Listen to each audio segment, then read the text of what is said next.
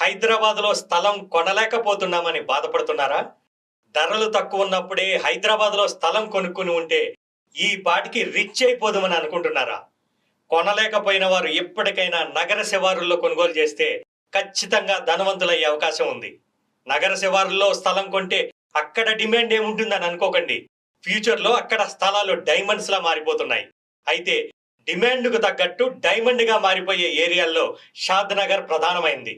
Invest చేసే వాళ్ళని ఇంతలా ఆకట్టుకోవడానికి షాద్ నగర్‌కి అనేక ప్రత్యేకతలు ఉన్నాయి.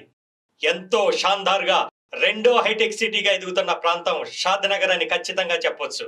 హైదరాబాద్ పరిసర ప్రాంతాల్లో ప్రతి సంవత్సరం అభివృద్ధిలో చాలా స్పష్టంగా మార్పు కనపడుతున్న ప్రాంతం షాద్ నగర్.